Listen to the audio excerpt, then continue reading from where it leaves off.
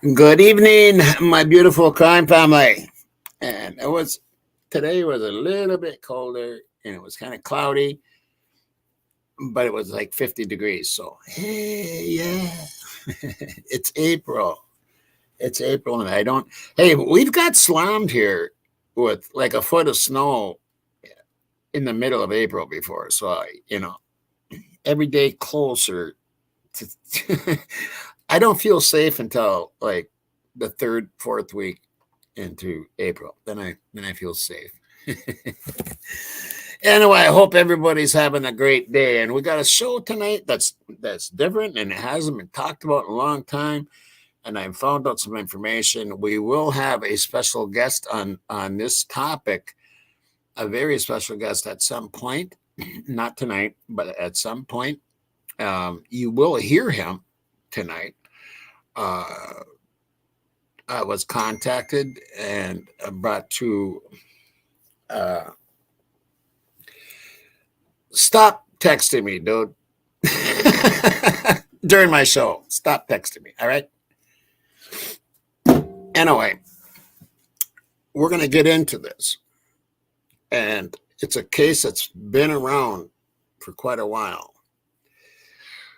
But it needs to be talked about again. And that's what we're going to do.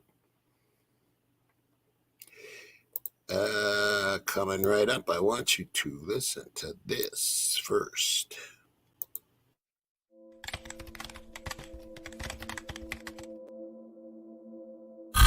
On a July summer weekday, 6-year-old Adam Walsh's mom took him to Sears at the mall to buy a brass lamp, advertised on sale in Good Housekeeping magazine. Entering the store, Adam wanted to play at the display of video games. It was 1981. Other kids were there, so Mrs. Walsh let him stay. She said she'd be back in minutes. The lamp wasn't in stock, and she never saw her son again. On an early evening 2 weeks later, 125 miles north by the edge of the Florida Turnpike near Groves, that produced the state's famous oranges and grapefruits, two men who'd just launched their boat into a drainage canal saw floating on the surface what at first looked like a doll. Then to their horror they realized it was a child's severed head. The next morning, the local medical examiner identified the child as Adam Walsh. What kind of person would grab a small child, behead him, and leave the head by the road? It was a hard question for police to solve, especially while its community was terrified that any other child could be next. The town was Hollywood, Florida, which relied on winter tourism and could not afford that kind of reputation. Adam's parents, Reve and John Walsh, became crusaders for the cause of missing children. A network television movie 2 years later documented their tragedy. The day the movie premiered on TV, a man named Otis Elwood Toole, a low IQ drifter from across the state, in Florida prison for a murder resulting from an arson of a boarding house, first told a detective he took and killed little Adam. Case over, declared Hollywood police late on a Friday night. But Toole and his better-known partner, Henry Lee Lucas, were then in a sort of rivalry to confess to the most murders around North America. Police lost count after hundreds, or who knows, even more. When the transcripts of Hollywood police's interviews with Toole were released, long after it was plain he knew absolutely nothing about Adam's murder. Detectives kept prompting Toole, piece by piece with information and pictures, apparently hoping it would help remind him of something real they hadn't yet told him. It didn't work. Police still spent months trying to connect him with the murder, but couldn't. A year later they let it out that they'd dropped Toole as a suspect. Then years later, under a new chief of police, who admitted he had no new information, Hollywood police closed the case and blamed Toole for killing Adam. But there was a much more compelling suspect, none other than the Milwaukee cannibal, Jeffrey Dahmer. A Miami police report proved that Dahmer was working 20 minutes, by vehicle, from Hollywood the month Adam disappeared. That was uncovered by a true crime author named Arthur J. Harris, who has written a 2-book series, the unsolved murder of Adam Walsh. When Hollywood police closed the Walsh case, which made all the files public record, Harris read them and found 7 separate police witnesses who identified Dahmer as who they'd seen at the mall that day. 6 said they saw him with or near Adam. The Miami police report said Dahmer had worked at a Miami Beach sub shop. Harris found it had a blue van for pizza deliveries. 2 of the police witnesses at the mall said they saw a man get away with Adam in a blue van. For the first month of the case, police had asked the public to tell them anytime they saw any blue van. Police tracked down hundreds of blue vans. When Dahmer was arrested in Milwaukee in 1991, he had 11 severed heads in his apartment.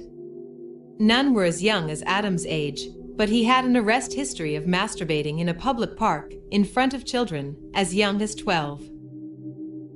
But the best evidence may be a police composite.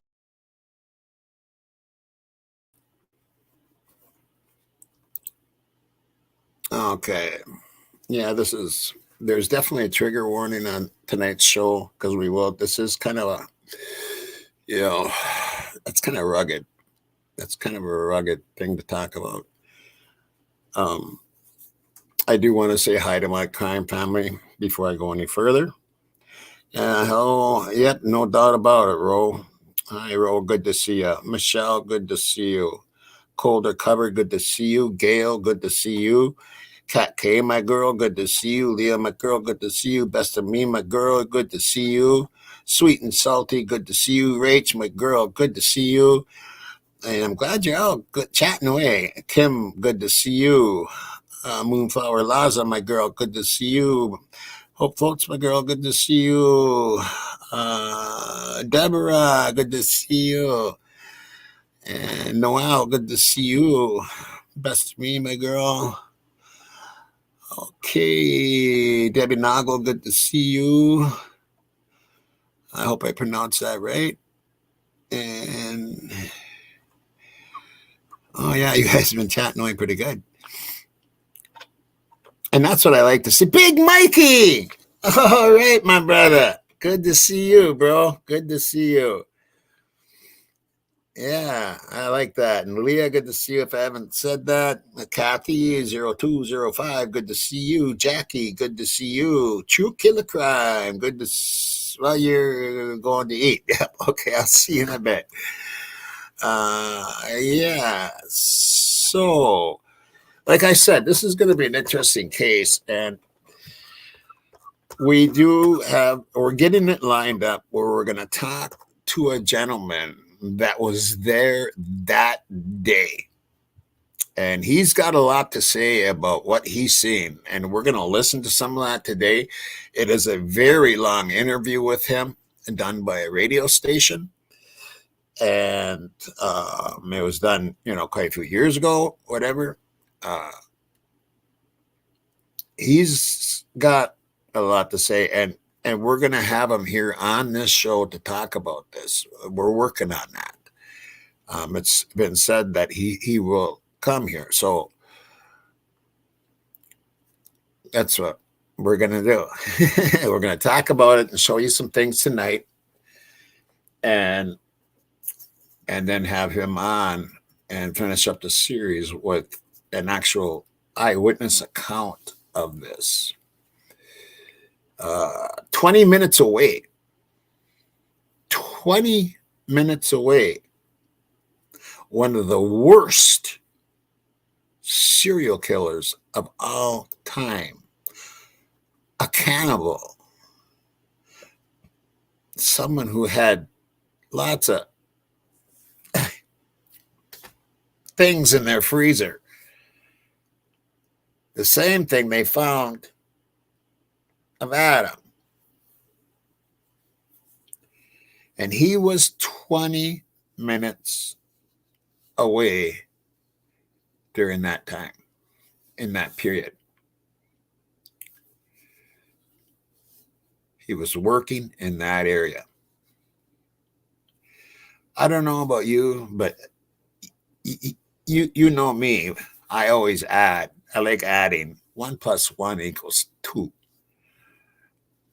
And the people that were accused of this at first, that O'Toole and his buddy there, they exaggerated because they were competing against each other of who did more. I'm sorry, man.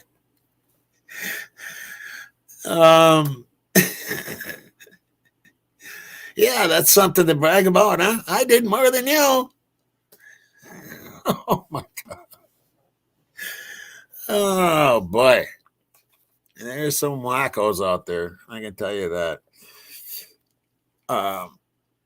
So anyway, we're gonna move on and get you to this. Now, I'm not gonna play the whole thing because it's almost 3 hours long.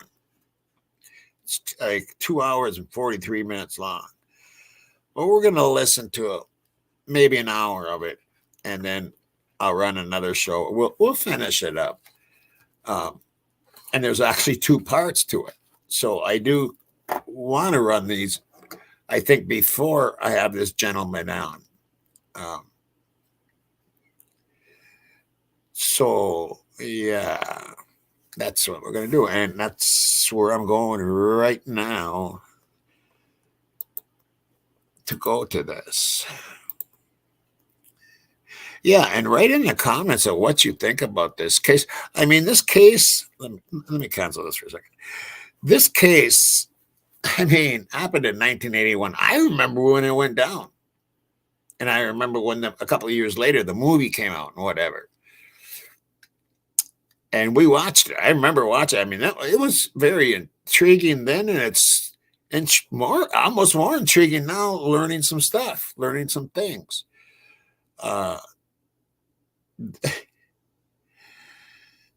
To even think that, like, when Dahmer got busted, to even think that he had anything to do with Adam, which happened, 15 years before or whatever it was. That's just crazy, But this did come out a few years ago. It's almost like it's been quieted or something.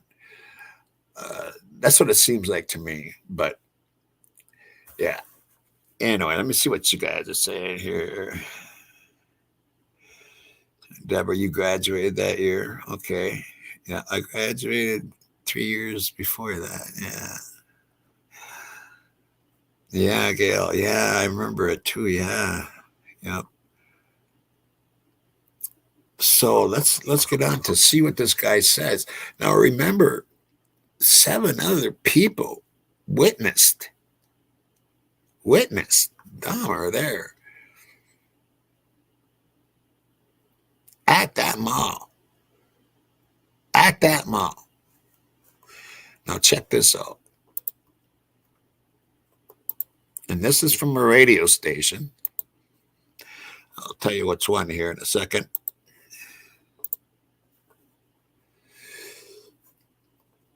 The Mommy Hill.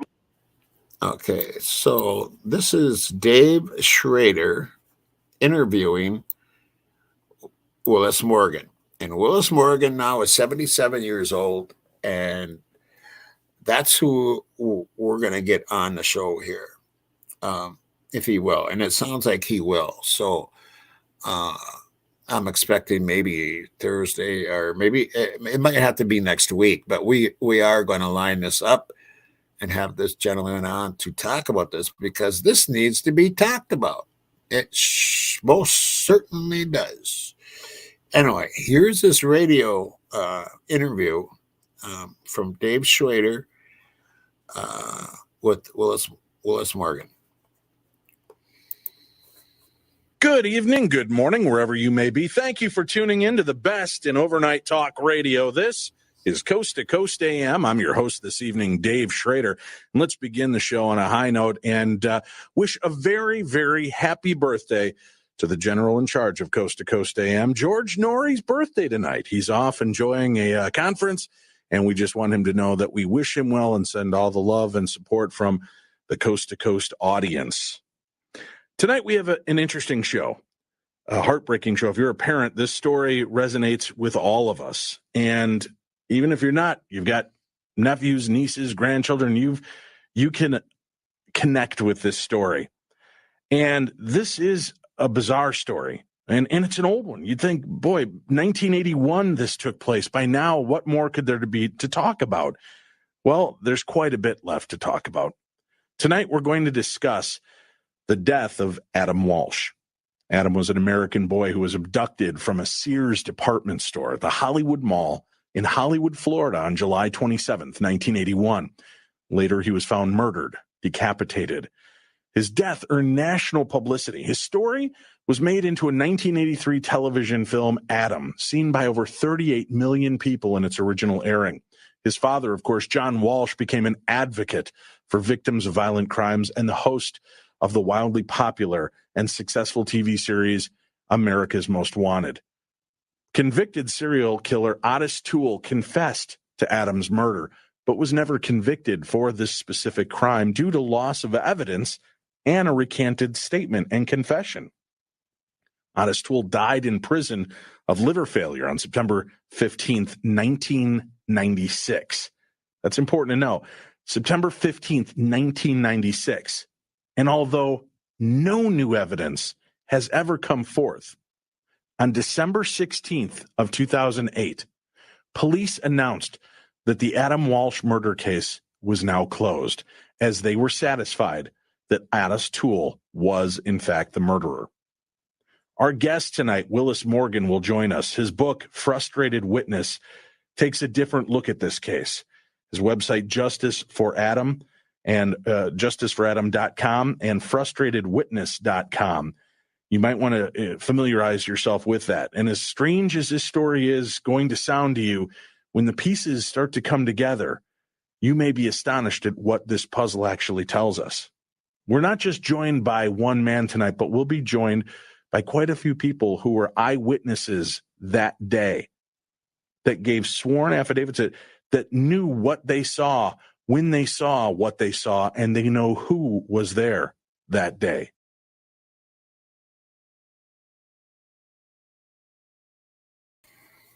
Sworn affidavits by multiple people. Sworn affidavits. And who abducted Adam Walsh? We'll talk about this other suspect. We'll talk about the frustration of the witnesses who saw this. And once you hear the preponderance of evidence towards this person, it may set you off in a whole different light. And if that's not enough, another article was released earlier this year, back in April of 2016, that re-examines this case. And in this article, it not only talks about the possibility of this other person being the murderer or abductor of Adam Walsh, but also raises some very, very interesting red flags regarding this case and the severed head that they found. We'll talk about that and so much more.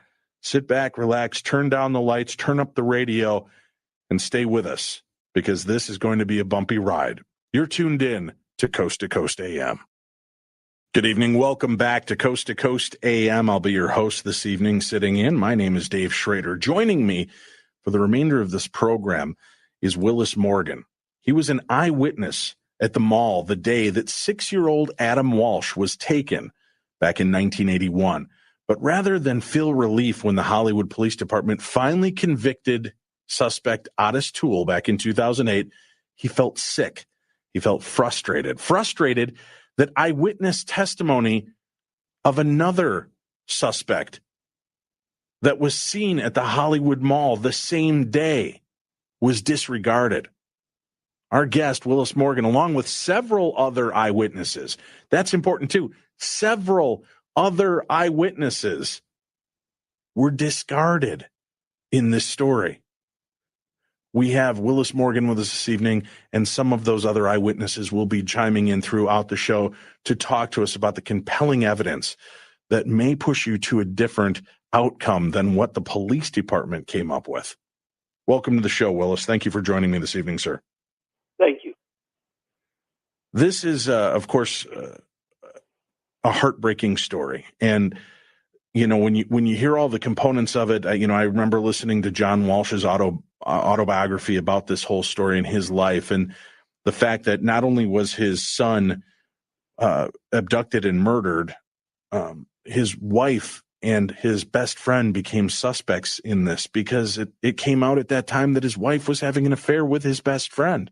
So now John, his wife Reve, and their best friend were all suspects in this abduction and murder, which in itself is a horrific moment when you're already dealing with the tragic loss of your child.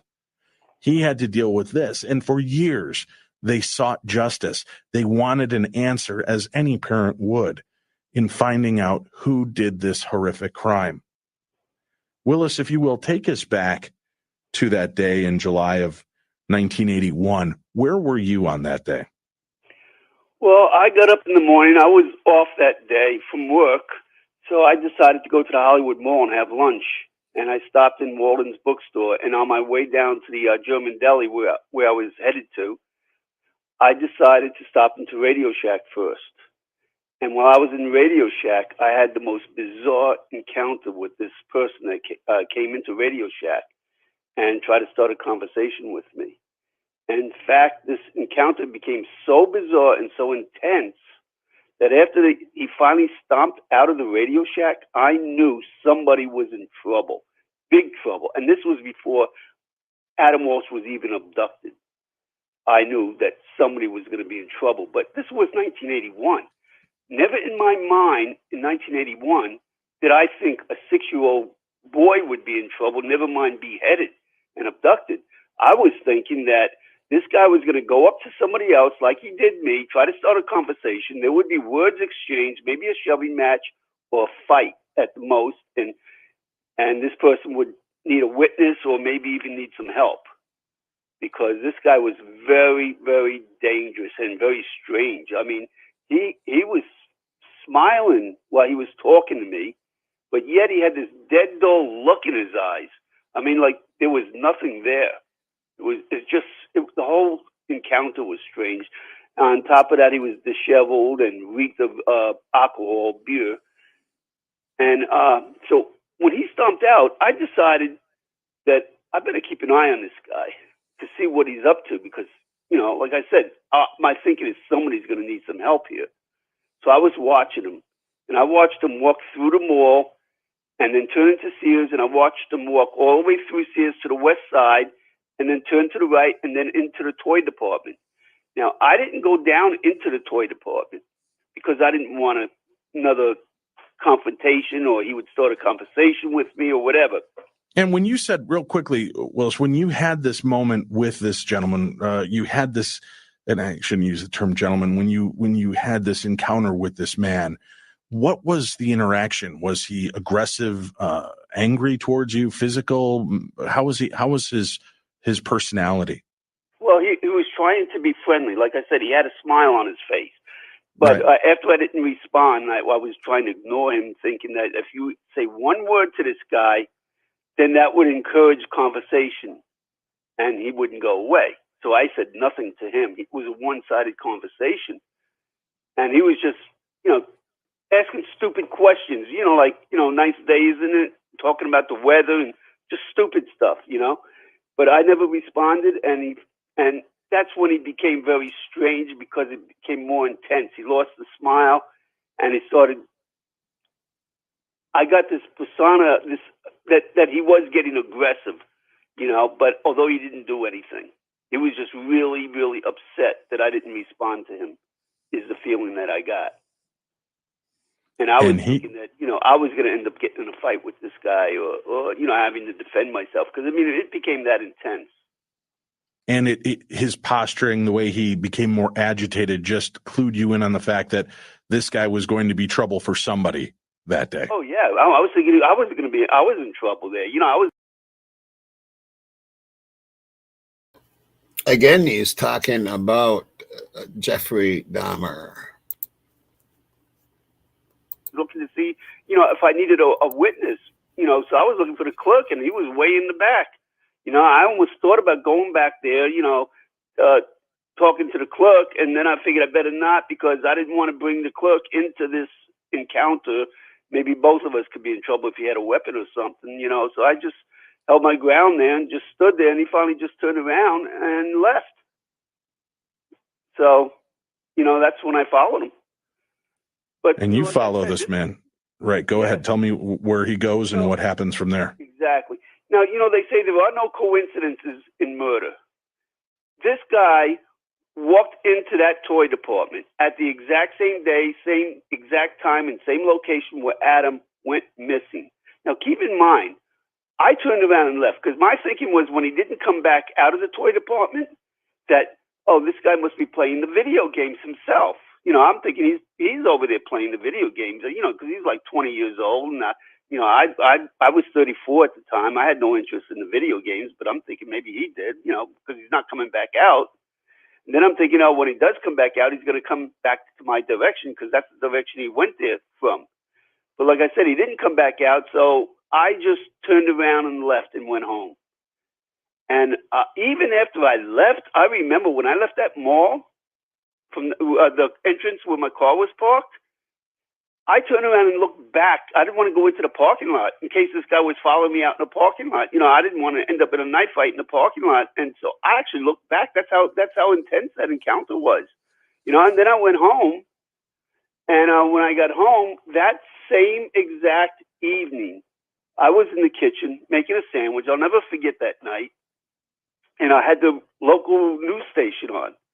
And I hear on the news about an abduction. Then I hear Hollywood Mall. And then that really took my attention. And then I hear about a small child. Then I hear abduction. Then I hear a Sears toy department. And then my first thought hit me. That guy did it. He actually did it. I knew it had to be that guy. There was no question it was that guy. Like I said, how can there be that much of a coincidence that this guy that I had such a feeling about, walked into that toy department at that time and not be this guy? There can't be that many crazy people on this planet. They say somebody like this person only comes around once every 75 years. So, it just couldn't have been anybody else. I was 100% convinced it was that guy. I just didn't know who that guy was. It's such a stunning admission, right? You know what you know. You saw this man. Otis Toole and the photographs that have been shown of Otis Toole at that time do not match up with the gentleman that you saw that day, correct? Correct, but you're getting a little bit ahead. Let me say that after I heard about this on the news, I went to the police department, the Hollywood Police Department, to tell them my encounter that I had with this guy, and they were totally disinterested in anything I had to say. I felt like a jerk walking out of that police station after I went there. In fact, I was almost hesitant on even going there. I don't have a love for police sometimes, especially this police department. And I went because it was something I had to do, I felt. So I went there, and I tried to tell them what happened, and they were just totally disinterested. All they wanted to know is if I had a receipt to prove I was there, or if I knew the vehicle and the tag number of the vehicle. And I tried to explain to them this was inside the Sears. I never went outside. The encounter was inside. I never got a tag number. I never seen a vehicle. So they took my name and phone number and said they would call me if they needed me, but they never called me. And my thinking at the time was, well, I have nothing to offer, so that's why they're not calling me. And then all of a sudden, other witnesses started making composites. And when I saw some of these composites, I just knew those witnesses saw the same person I saw. Because my thinking was, if I had to go and make a composite, I couldn't do any better. Some of them were the spitting image of this guy. And maybe not the exact spitting image, but, close enough that you knew this was the guy they were referring to. So my thinking was, well, at least they have their composites. There is nothing more I can offer. So I never called them. I never went back. And then 2 years later, Otis Toole confessed. But in the meantime, they were zeroing in on the Walshes. And that's where they always start any investigation. And I can Right. understand They were looking at the Walsh family themselves and what might have gone on. Could it have been a bizarre love triangle and the boyfriend was trying to get rid of Adam so that Reve and John would divorce and he'd have his chance? And there was a lot of twisted angles that they were looking at. Right. And so naturally they looked at James Campbell. But in the meantime, the detective that was the lead detective, his name was Detective Jack Hoffman, who was on the case. He was so zeroed in with blinders on James Campbell that, I mean, he grilled James for months on end. And in the meantime, there were other witnesses calling the Hollywood Police Department that with other attempted abductions about a man in a blue van, 6 feet tall, composites. Some of them had composites that all matched, but yet they were dismissing everything because they were so convinced it had that James Campbell was their guy. In fact, the lead detective, Jack Hoffman, he had dismissed the blue van theory after just several weeks because James Campbell didn't have a blue van.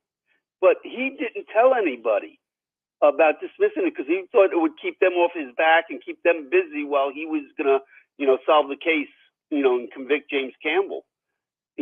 So he never told anybody. And so other police departments kept searching for blue vans, and witnesses were calling the Hollywood Police Department and telling them about blue vans at these different sightings. And one of those was the Twin City Mall, and you'll have two of those witnesses on later from that mall. And they all swear that it was Jeffrey Dahmer blue van that they saw parked in the fire lane when they went into the mall. But they never thought nothing about the blue van that was parked in the fire lane right near the door when they went into the Sears. This is 60 miles north of Hollywood now, in West Palm Beach, just north of West Palm Beach. And those witnesses said until they heard about 2 weeks later Adam's abduction, then they started wondering about that blue van that was parked and thinking that had to also have some relevance there. But the Hollywood Police Department just blew those witnesses off too, because this is Jack Hoffman's quote that the composites from the Twin City Mall didn't match James Campbell. So he dismissed all those witnesses. But, they did match the composites from the Hollywood Mall. And instead of dismissing James Campbell because the composites didn't match him, they dismissed all the witnesses from the Hollywood Mall, the Twin City Mall, South Beach, and other locations like Deerfield Beach, Plantation. There were all these attempted abductions of little kids going on with a 6-foot man in a blue van. And they were just dismissing everything. But and that's important. People should realize that. I mean, this blue van appeared not at just this Hollywood mall, but at other malls in the area with similar weird circumstances, and a man approaching children, trying to entice children. And even though there were eyewitnesses and sketches done and so on.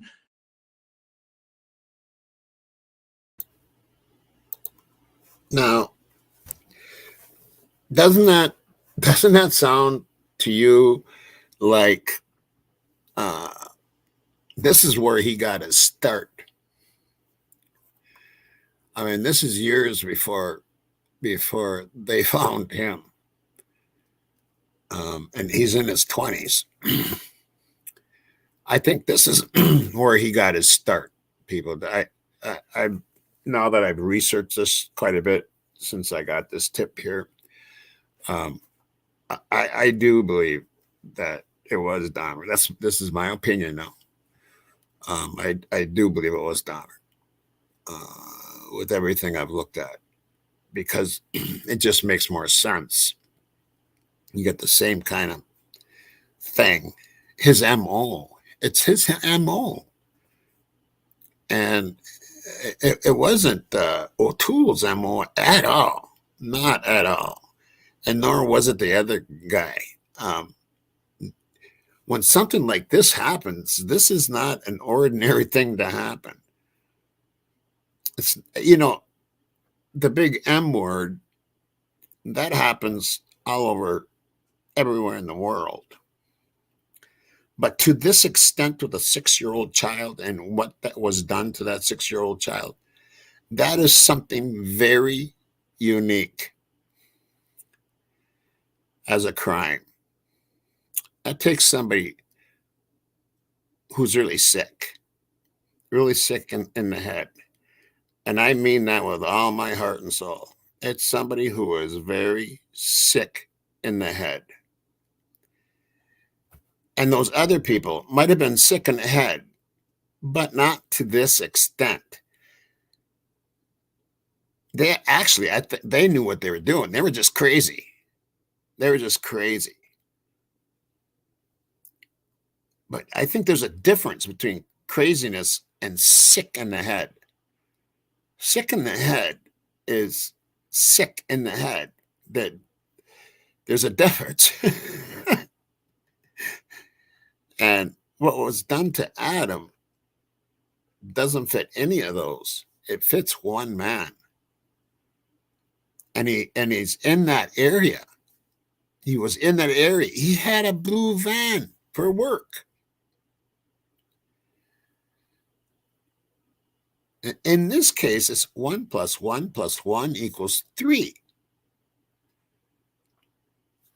And let's carry on.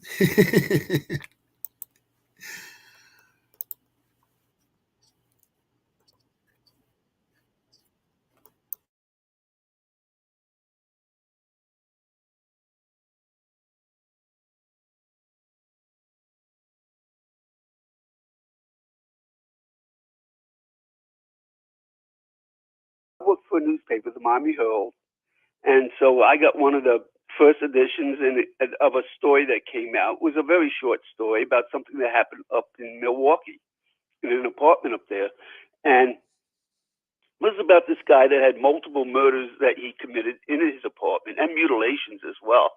But there was a mugshot, and when I saw that mugshot, I started freaking out. I remember just saying out loud, "Oh my God, this is the guy! This is the guy I saw in the mall," you know?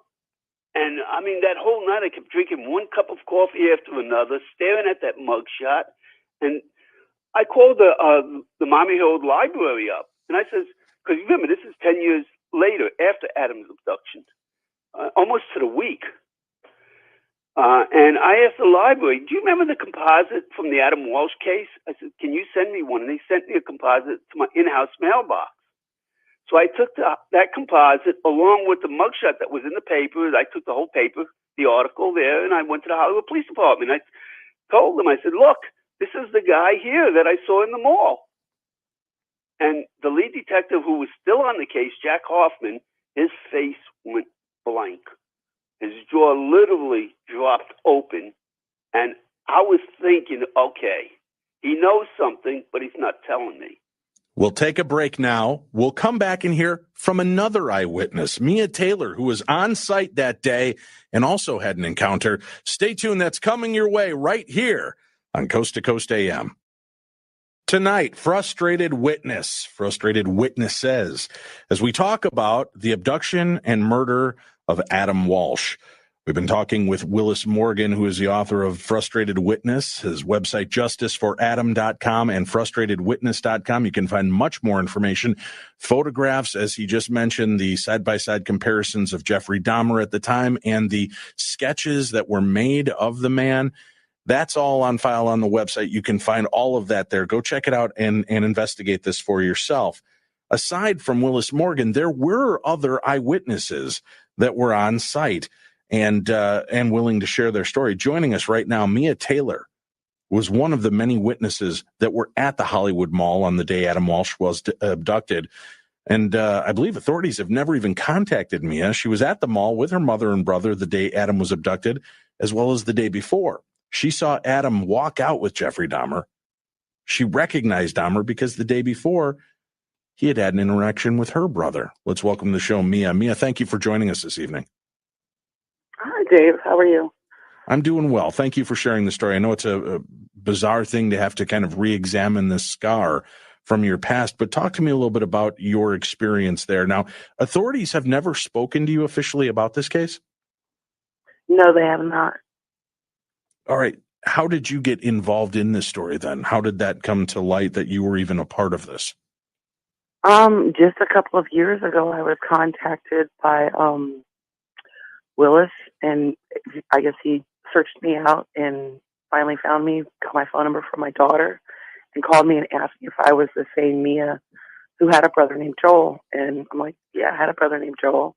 And he started asking me different questions about that day, and I'm like, yeah, I was there that day, and he, had asked me, I'm like, well, how did you even get my name? He's like, well, Bill Matthews had mentioned this book, and had said that he had talked to your brother. Your brother was mentioned in it, and he told me how he had looked for my brother and couldn't find him, and eventually found me. So that's how I even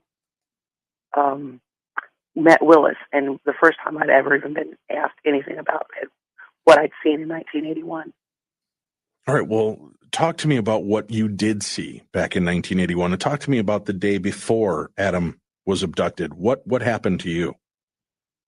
On that particular day, my brother and I, we were in the Sears, actually, again, because my mom was there. And my dad had dropped my mom, my brother, and myself off at the mall.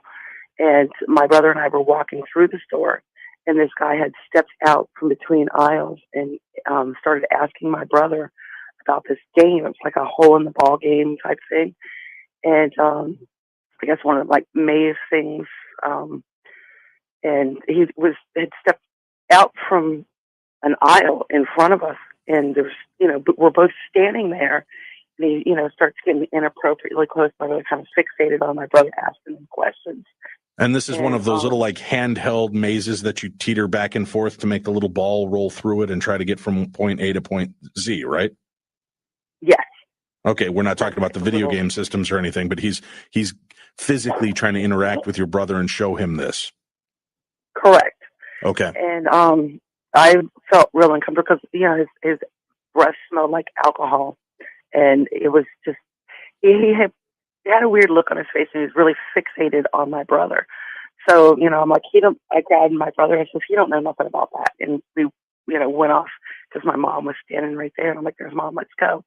And it struck me as weird, and that's why I noticed him so much the next day, because the guy was wearing the same clothes, the same scruffy face. It was just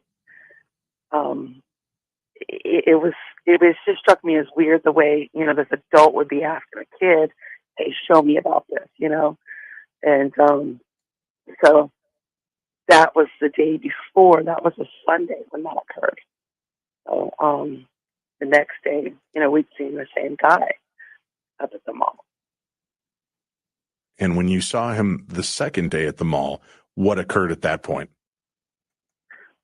On the second day we saw him, which was a Monday, he all the kids were over, playing video games and everything. There was some younger kids. My brother was one of them, standing there watching some older kids playing, and we were all told, "Hey, y'all keep it down," and all that. And the lady asked where our parents were, and like, well, our mom's right there, and we, because we were all getting ready to leave, and my mom was getting ready to leave to go meet up with my dad, who was picking us up at a certain time.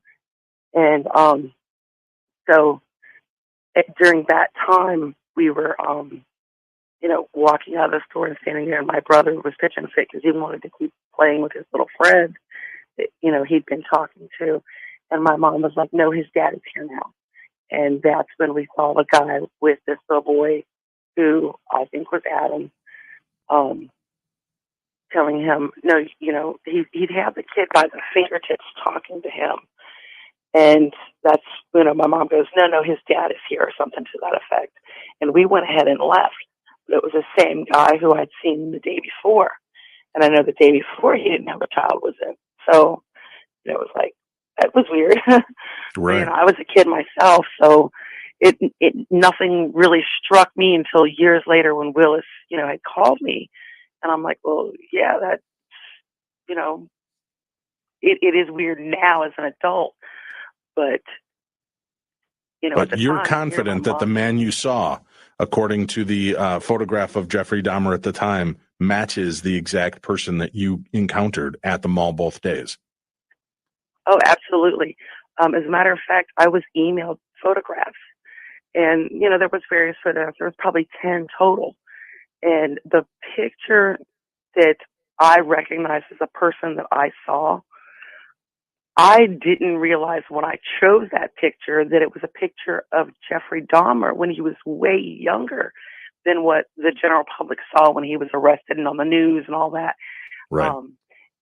It didn't look like the same person to me, because it was a chubbier, younger guy, with more facial hair and, scraggly hair on top and everything.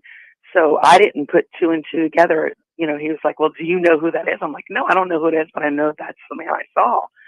And the picture, I don't know if you've, had the pleasure of looking through the evidence that Willis has gathered up, but the mugshots from Jeffrey Dahmer in like 1981, 82, that is the same guy who I saw in the mall that day and the day before.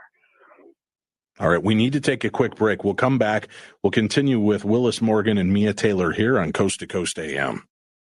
Tonight, we seek justice for Adam Walsh, the little boy who was abducted back in 1981 and believed to be murdered. And Otis Toole is the suspect that the police department and John Walsh have settled on as their perpetrator. This is the man. Although no new evidence came out, there was no corroborative evidence at the time.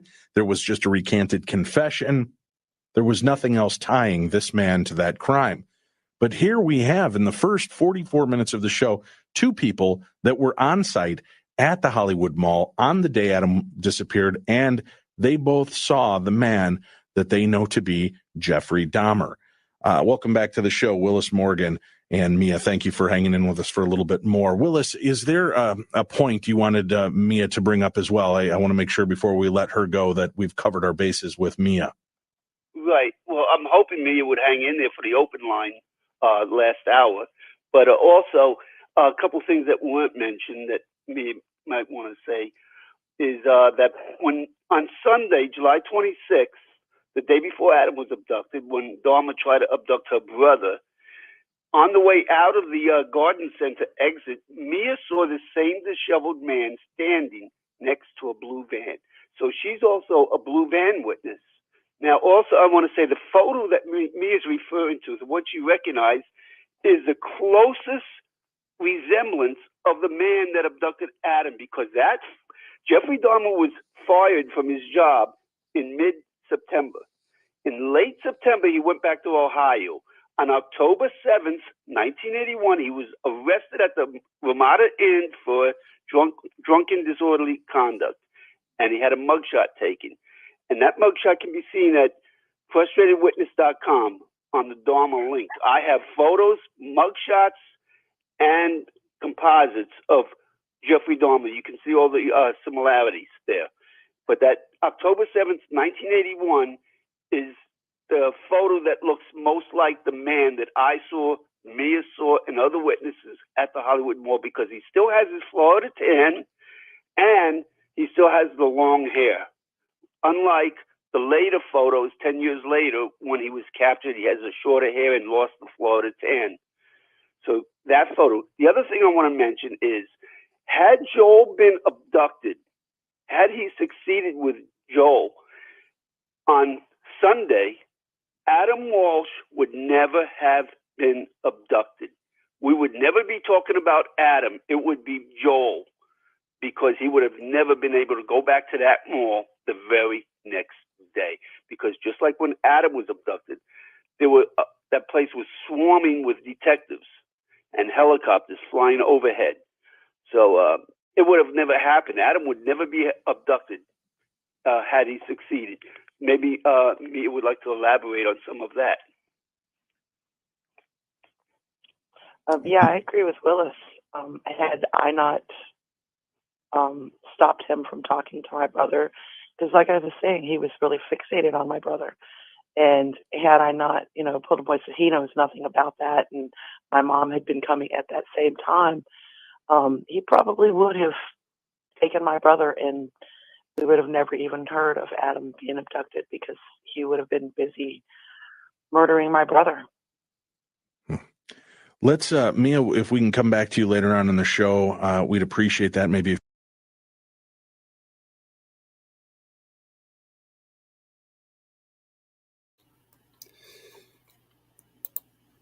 Okay, we're going to take a look at, and sometimes I don't look at you directly on. It's because my TV screen's over this way, and it's easier for me to see. The little laptop makes me squint, and I already got squinty eyes. We're going to take a look at that drawing that he was talking about. Let me see here. I want to bring this up first. I'll be there in just a second.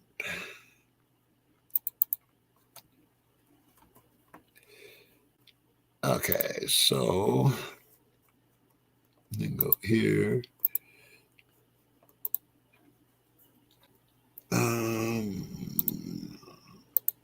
There we go. Right there. That's the drawing that he's talking about. No, I know one thing.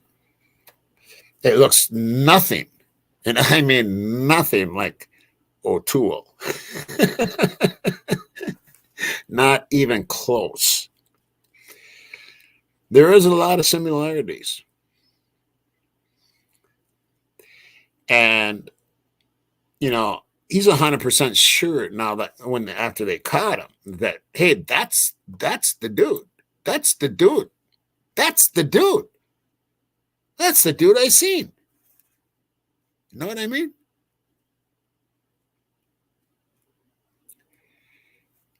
And multiple others did the same.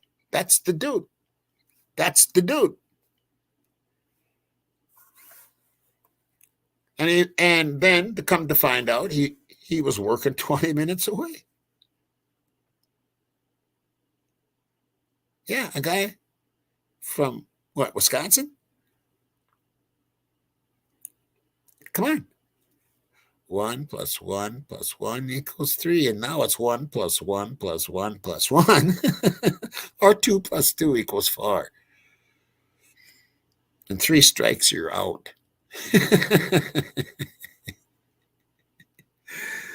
So, okay. Anyway. Back to that and back to this. This is I like this guy's voice on the radio. He's got a really good voice. And he's just got one of them really good radio voices, especially like AM radio, you know. I just think it's so cool. And AM radio, man. I remember them days, man, riding around, partying up. It was AM on the vehicles that we had. We didn't have FM. We had AM. You know. AM radio.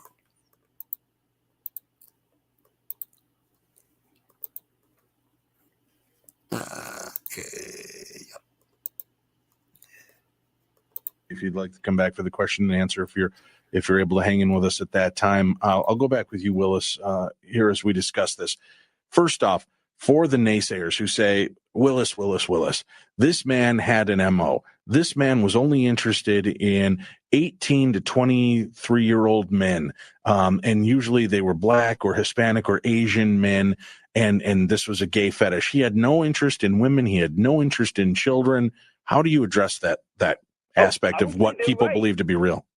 Right, and I would say they're correct. That's exactly correct, but only for Milwaukee, because he lived in a black neighborhood, and just a block away was a whole 2 blocks of gay bars, one after the other, and that's where he hung out. And that's where he would meet people and bring them back to his apartment, and they would end up never leaving his apartment again. So for Milwaukee, that's right, but there's more than enough evidence. You know, they say if you have enough circumstantial evidence, it's as good as direct evidence. And there's more than enough incidents and witnesses from the Hollywood Mall and other locations down here that squarely pin this on Jeffrey Dahmer. And in Germany as well, there were numerous murders around the base where he was stationed. And I've talked to roommates of his and some of the incidents that happened over there that are beyond coincidence. Tell us, what were some of the things that took place when he was stationed in the service in Germany? Okay. Well, on Thanksgiving... For people, and we're doing this again just to let people understand, he didn't have just one MO.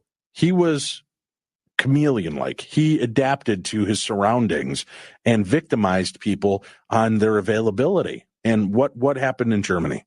Right. Well, if Jeffrey Dahmer lived in an Irish neighborhood, you'd hear, dead Irish people or Italian or Asian or whatever neighborhood he lived in.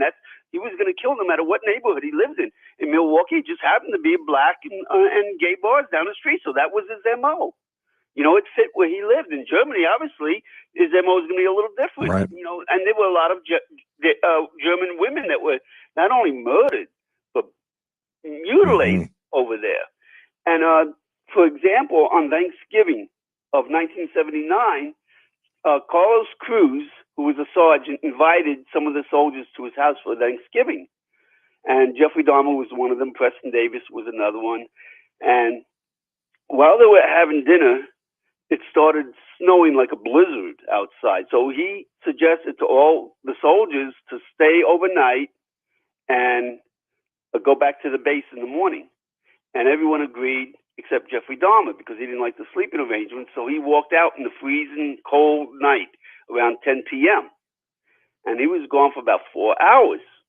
And he came back, and Carlos Cruz as well as Preston Davis both said the same thing, that when he came back, he lost his eyeglasses. He had scratches on him, blood all over his jacket. So something happened. And they also said that, he was warm. His jacket wasn't cold to the touch like somebody that would have been out in sub-zero weather for 4 hours.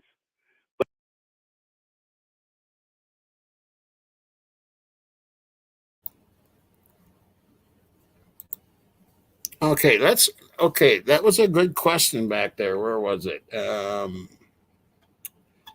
Somebody mentioned about, well, it wasn't really a question. Oh, Sherry. Yeah, Sherry, you said, did Dahmer have a fatter baby face when he was younger? Then it would look more like him. And I thought the same thing. So I kind of went digging and check this out. Check this out.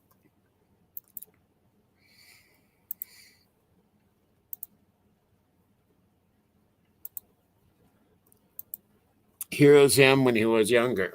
Right here. Look at that round face. Check it out, people. Look at the round face. Now think of that. Think of that that other one. See if I can bring this back up.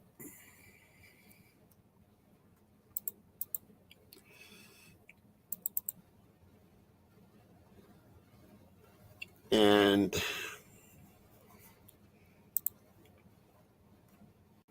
let's see if I can do this.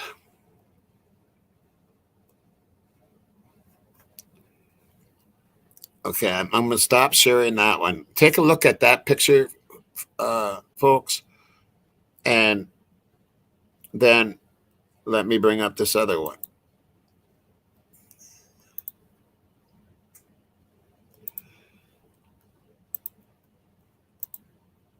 And that's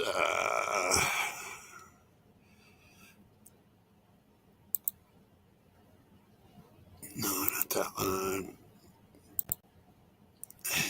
Oh, right here. Right here. See the round face? See that? So he did have a round face back then, back when he was younger. Let's see what else we got here. I want to look at this. I want to look at this. Okay, let me do this too. Let me do this. X that out. Let me do this.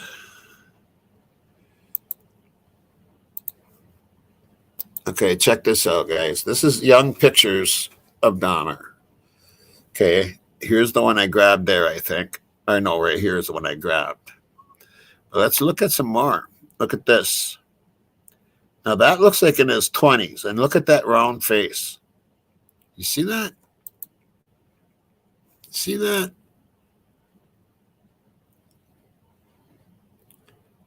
And I showed you the pic of the drawing. And look at that.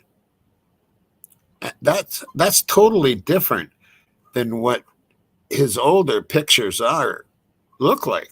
I mean, it's like a total 1-2 opposite.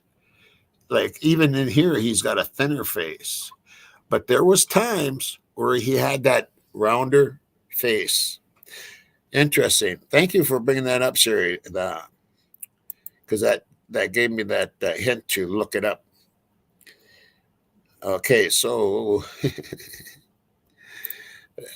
back to where we go. Okay, good. This one I do believe. Yep. But they didn't think any more of it, other than the fact that Dahmer went into the kitchen and cleaned himself up really good, and washed the blood off, and sat at the table with a blank stare. And Carlos Cruz asked him, what happened? What's going on? He says, I can't talk about it, but something really bad happened, and that was it. And then I find out there were 2 women murdered in the barracks, in the women's barracks. So, is that coincidence? It's, and there are so many murders where he would come back with blood on him, and roommates would see the blood. And, but at the time, nobody would think that, this guy's a serial killer, because people just don't think that way, I guess.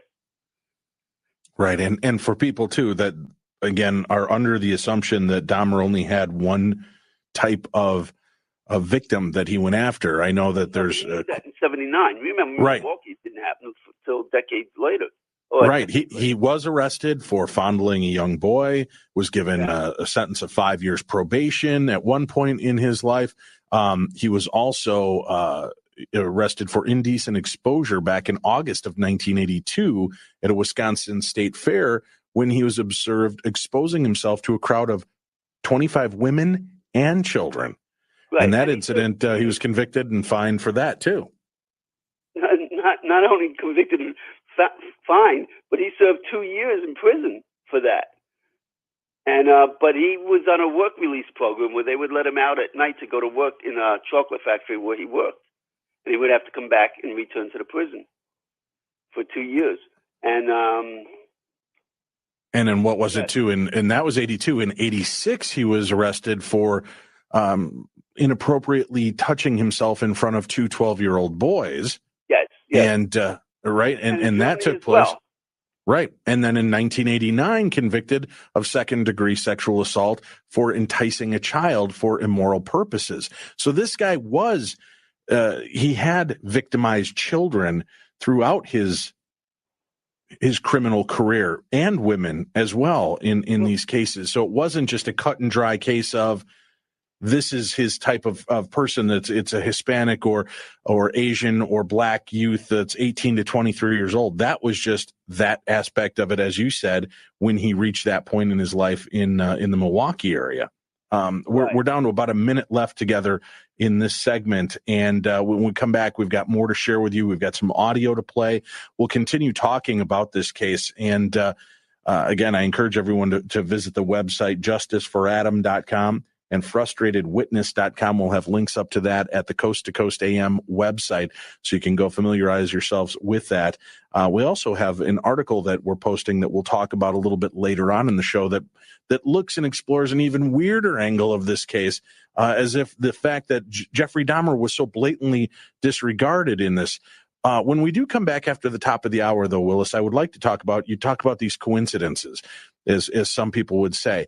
This man, when you follow this thread and all of the places he went and all of the things that occurred, it's hard to just dismiss that he wasn't a force of nature wherever he went. And I'd like you to talk to us about what happened when he came to Florida and the position and how long he was at a job before a mysterious death took place near him there. And we'll cover that and so much more as this story unfolds. And we see the connection between Jeffrey Dahmer and the death and abduction of Adam Walsh. That's what we're discussing this evening on Coast to Coast AM. You can email me with questions we'll try to address later on in the show. You can email me at dave@darknessradio.com. That's dave@darknessradio.com. We'll cover that at that point. When you look at all of this evidence that you've amassed, do you have any hesitation at all, Willis, that Jeffrey Dahmer is in fact the person responsible for the abduction of Adam Walsh? Well, I can tell you 100% the person I had an encounter with was definitely Jeffrey Dahmer. When an incident like that happens that leads to a murder, you don't forget about it. It lives with you forever. And the fact that Jeffrey Dahmer was in the toy department at that time, like I said, is beyond coincidence. I agree. Let's take our break. We'll come back. We've got more with Willis Morgan, frustrated witness here. So the gist of this is in 1981, when this happened, this gentleman and 7 others, at least, seen this guy, and the drawing comes out. They don't catch Dahmer until the 90s. And they show the face and they say, that's the dude. That's the dude we're seeing, because they could never forget this guy. They could never forget this guy's face, right? And then Dahmer gets busted in the 90s and they're going, that's the dude. Then they look up and they find out he worked 20 minutes away. It's like, come on, what are the coincidences? What and why is I just have to question why they this hasn't been brought up more, and why stories have, it's almost like they're trying to hide this, like, it's not on mainstream media or anything. You know what I'm saying? It's just like hidden back there in the droves of YouTube. Finally kind of sneaking out. And I want to thank my Mod Investigations crew, and particular Karen, on this episode. And we will be, hopefully, we'll be having this gentleman on. It sounds like he wants to come on my show. So, yeah.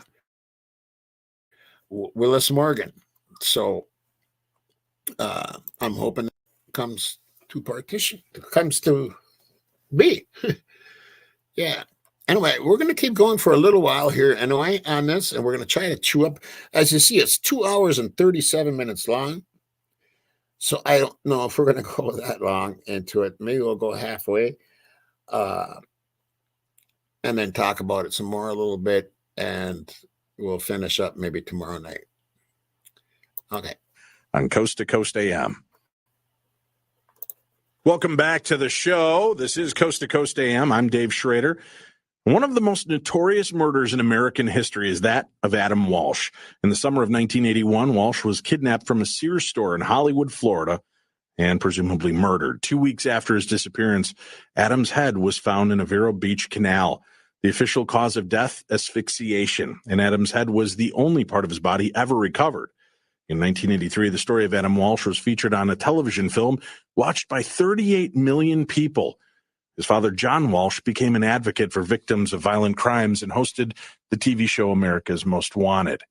Well, in 2007, information surfaced that perhaps serial killer Jeffrey Dahmer, who was living in Miami Beach at the time of Adam's murder, might be involved. In 91, after Dahmer was arrested in Wisconsin and given a life sentence in Wisconsin and Ohio, 2 different witnesses came forward and identified him as being in the Sears store on the day that Adam was kidnapped. One man saw Dahmer grab Adam and place him into a blue van. We've been talking about the blue van. We've been talking about this, and there's more than 2 witnesses. Many have come forward now. And just absolutely chilling story. Our guest this evening is Willis Morgan. He's written the book Frustrated Witness. He also runs the website justiceforadam.com and frustratedwitness.com. Let's revisit with this point in mind, Willis, that this man, Jeffrey Dahmer, was in fact in that area at that time, and the notorious blue van that was witnessed by so many different people. There was also a blue van that Jeffrey Dahmer had access to and was known to drive. Tell us a little bit about when he arrived in Florida and the mysterious death that occurred shortly after. Right. Okay. On March 24th, 1981, Jeffrey Dahmer was sent back to the States. He was discharged for disorderly conduct and alcoholism. And he went to Fort Jackson, where they did the discharge proceedings. And on March 26th, they gave him a voucher to any place within the United States. And he used that voucher to come to Miami. But when he headed to Miami, the Army, when they send your belongings, they send them separately. So they send all his belongings back to Ohio in a trunk. So his father received Dahmer's belongings. So his father knew that he was no longer in the military, but he had no clue where Jeffrey Dahmer went. Now, he landed at the Miami airport on, like I said, March 26th, and he worked his way over to Miami Beach. And the first couple of months, the only thing known about Dahmer is what Dahmer himself says. He ran out of money. He was drank all his money up that he got from the Army, which I calculated to be around $800 between his the pay that they gave him and discharge pay, and the money he had in his pocket probably came to about $800, and that's in 1981 dollars. Mm-hmm. And he used all that up, ran out of money, started dumpster diving for food. And he was dumpster diving one day behind this strip mall when the manager of the strip mall was taking the garbage out and saw Dahmer out there. And he felt bad. He asked him if he wanted something to eat. So he gave Dahmer a sandwich from the store, which was called Sunshine Subs. And Dahmer ate the sandwich. And a couple days later, he saw Dahmer out there again eating. And he asked Dahmer, he says, "Listen, you need a job?" And he hired Jeffrey Dahmer as a busboy in his sub shop. His name is Ken Halbert, the manager. Now, Ken said about 10 days after he hired Dahmer, Dahmer found a dead man behind the store where he worked. And I went down to the Miami Dade Records Department to get a copy of that report, and sure enough, there's a report there dated July 7th, 1981. Now, that means 10 days prior to that date on the report would mean that Dahmer was hired around June 27th, keeping in mind that Adam was abducted July 27th, which would have been exactly 1 month after he had that job. Adam was abducted. Okay. Now, also, Ken said that after about a month, all of a sudden, Dahmer went completely downhill, and that would be about the time that Adam was abducted. Not relating this to Adam, from Ken's perspective, but he would say that Dahmer would come in with his glasses all busted up, scratches on him, and he would ask him what happened, and Dahmer would say he was jogging on the beach and fell down. And about a month, like I say, about the time Adam was abducted, he was really coming in totally dirty, disheveled, and he would get sent home constantly. And Ken couldn't remember if it was Mondays that he was getting sent home. But one thing that he did mention is in complete contrast to what the police records say about Dahmer when they interviewed him. They said that Dahmer claimed, and I have that interview on, it's part of the Adam Walsh case files, and it can be read at justiceforadam.com. Dahmer said that when they questioned him about the Adam Walsh case, he said he didn't know where the Hollywood Mall is. He had no access to a vehicle, and he was working so many hours that he never got a day off. His quote is, every once in a while, they would just give me a day off. But according to Ken, Dahmer never worked on weekends. He only worked a regular Monday through Friday shift. And half of those days he was getting sent home because he would get paid minimum wage, cash, under the counter on Fridays. He would come back in Monday so disheveled that he would get sent home. And that's why I have a chapter in my book called Manic Mondays, because at Twin City Mall that you're going to hear from Ginger, the Hollywood Mall, and other attempted abductions like the one on South Beach are all on Mondays. So my theory is Dahmer would get sent home on Mondays, and he would just go down, get the blue van, and troll the streets of South Florida. Because that blue van wasn't necessarily missed. Because according to the owners and workers at the pizza place, there was two stores that they owned. There was Sunshine Subs, where Ken Halbert was the manager, and then you had Mr. Pizza, where Mike Pelletier ran. He was the owner of the stores, along with his wife, Darlene Hill. And they had a blue van, but they never really used it in the summer. Keeping in mind this is the summer, because they use more Right. gas. So here you've got Dahmer, you've got him in the place, you've got him in the time era of this going on. You've got him shortly after he arrives and a dead body turning up, and then 1 month to the date later, Adam Walsh goes missing. He had access to not one but two blue vans. Very circumstantial. He had access. There was only one blue van. The other two were white pickup trucks. Gotcha. We need to take another break. We'll come back and continue with Willis Morgan here on Coast to Coast AM. We're back. Willis Morgan, my guest this evening, as we continue to talk about frustrated witness. This is a look at the Adam Walsh abduction case and the possibility, the very real possibility, that the wrong man has been saddled with this crime. Otis Toole, don't get me wrong, Otis Toole, not a good guy. This guy was a killer and hung out with another notorious serial killer, Henry Lee Lucas, and they worked in a weird tandem. This wasn't really kind of fitting of their MO. And police, even though they had many people and witnesses identify a totally different man and a totally different look, had discounted many of these eyewitnesses. And in total, Willis, how many eyewitnesses have fingered Dahmer as the suspect in this case at this point? Well, I always say there's a stadium full of witnesses, but in reality, there's over a dozen. You know, and when you can't count all the other locations where there were attempted abductions, you have even more than that.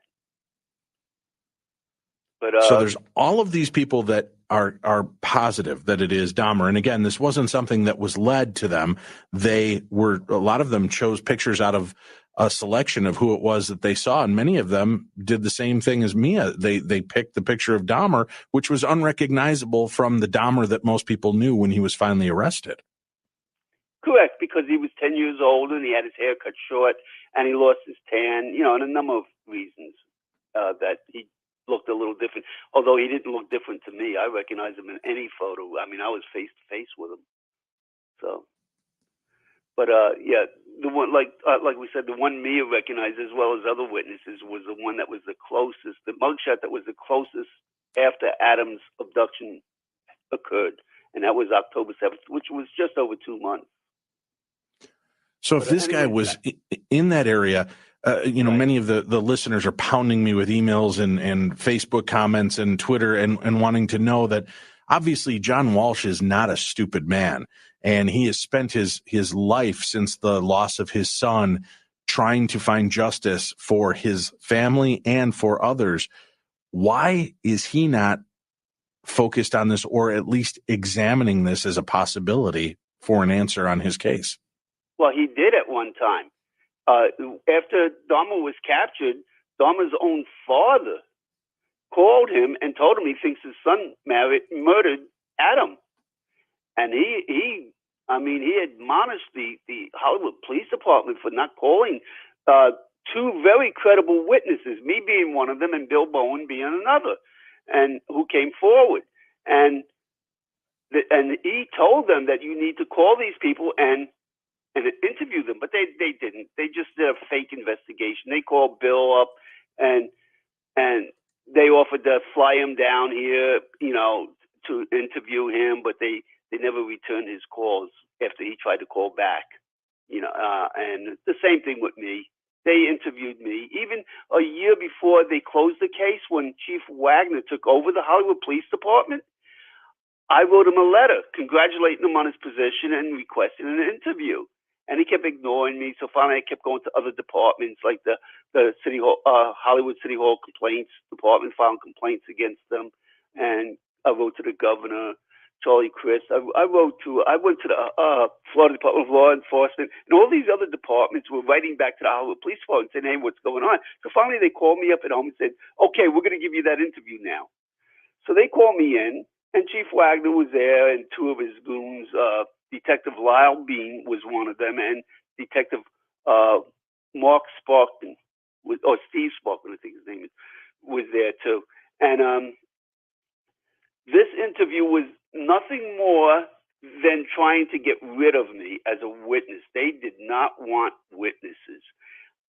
There was a point where I suggested to take a polygraph test, and Lyle Bean tells me that polygraphs don't mean anything. They only mean you saw what you think you saw, and you didn't see the actual abduction, so you can't say anything. You don't know anything. And then he would say, I don't even know my way around the mall. He says, I know that mall better than you. Stuff like that. They were acting more like deceased Dahmer's unsolicited attorney than they were homicide detectives. And at one point, when their tactics weren't working so good, Lyle Bean jumps up out of his chair, flailing his arms about with as much gruff demeanor as he could muster up from a 5'7" frame. He started yelling at me. You just admitted you were there. For all we know, you could have done it. How about if we arrest you right now? And then he backs up, folds his arm like a tough guy, and with a smirk on his face, he says to me, so, you think you ever want to come back here again? In other words, get lost, don't come back here. They did not want to make the connection to Jeffrey Dahmer. And like I said, in 1991, when I went back to the Hollywood Police Department and showed them that composite, there was a spitting image, not realizing I had the wrong composite from another location.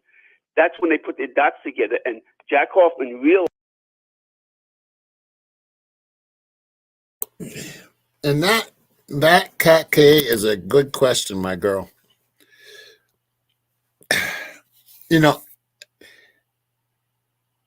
All these years, you've ever since there's been police, and you can go back to the day they began, how many thousands of years, whatever. They push their narrative. It doesn't matter if the person that they have is guilty or not, they're going to push that narrative. And it takes in my opinion, a very strong policeman to say, hey, I'm wrong. I'm wrong. We got to do something different. Don't see that happen very often. The only time is when their hand is pushed to go that way. So we wonder,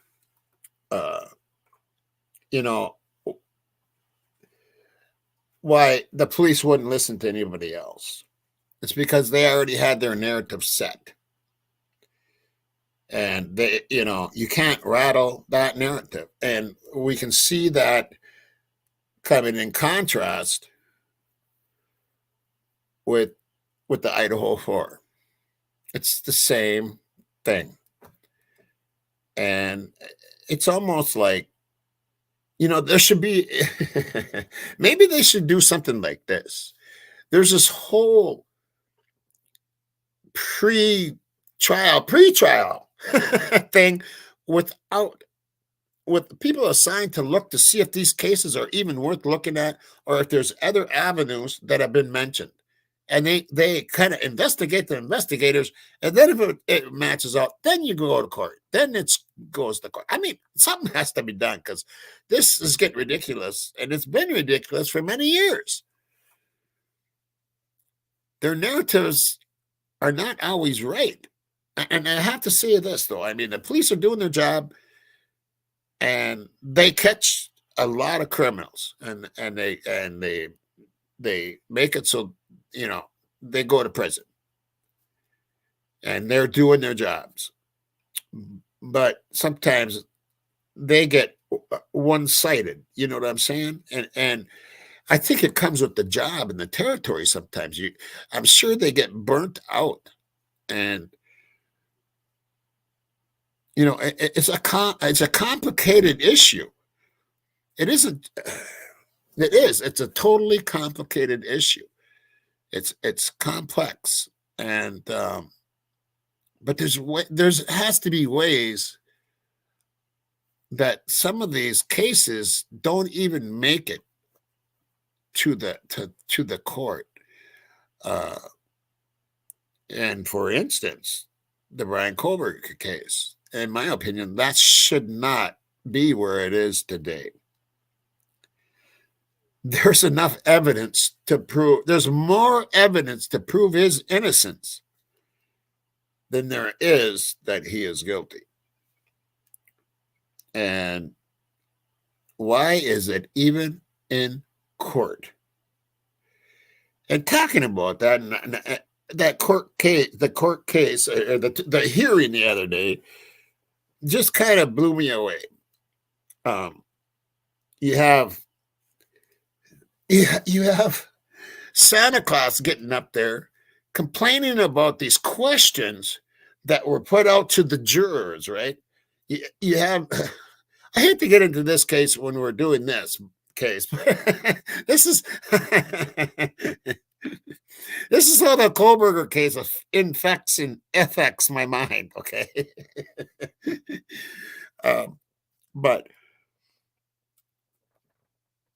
the way Santa Claus got up, Bill Thompson got up there and named all the questions in front of the camera. And he's complaining about them calling on the phone. And here's this gentleman going on Judge's channel saying, here's the questions. Who do you think tainted the jury pool more? The defense with telephone questions, or Bill Thompson getting up there and saying what the questions are?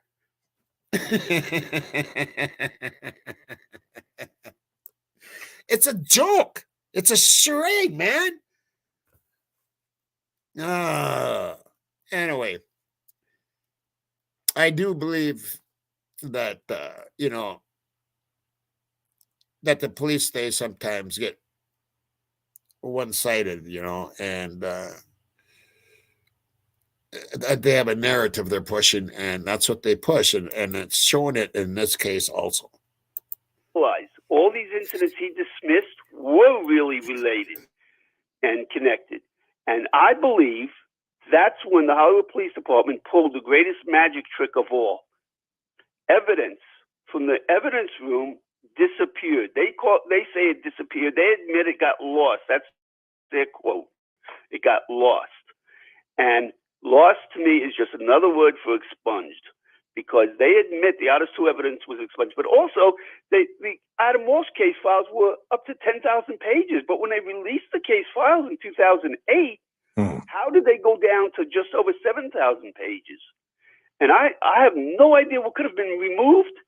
But some of what you heard today about the police report, that's not in the Adam Walsh case file, some other evidence like these other witnesses, there's things, who knows what they removed. But I found enough to witnesses to say that it was Jeffrey Dahmer, even with anything that may have been removed.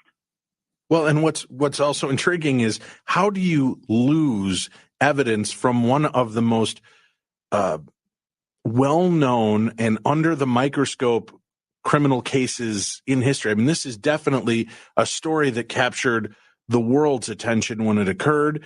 And because of the, I think, 2 made-for-TV movies regarding this case, and then John Walsh's continuing career, it just seems improbable, if not impossible, for them to have misplaced that evidence when it started to look like they had the wrong guy. Right. Like I said, it's called magic. You know? I mean, somebody, and then you have to ask yourself, well, who had the most to lose? Well, if you ask me, who had the most to lose would have been Jack Hoffman.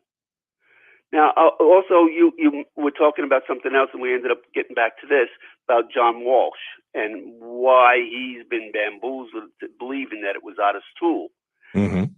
Because one of these detectives that was on the case right from its inception, his name is Joe Matthews. He is the detective that wrote the book, Bringing Adam Home. Actually, he wrote a manuscript and then got an author named Les Standiford to transform that into a book called Bringing Adam Home. And his manuscript was given to the Hollywood Police Department. And they used that manuscript to close the case. If you go to my website and read Chief Wagner's closing statement, in fact, you can play it. You have the clip. Read Chief Wagner's closing statement. You will hear him praise Joe Matthews. So when I went there and requested to see that report that was used to close the case, they refused to show it to me. But, you know, the case is closed. You cannot turn anybody down. Why don't we do this? Why don't we play that audio bit right now before we go to commercial break? Go ahead, Tim. Having analyzed and reviewed the Adam Walsh investigative files several times during the last year, I had the opportunity to meet retired Miami Beach homicide detective Joe Matthews, who sits back here to the left, who has been involved in this case since its inception and who had conducted an independent review and investigation of this case. Consistent with the opinions of investigators, past and present, I agree with the ultimate conclusion of this independent investigation that Otis Toole was the perpetrator of this crime.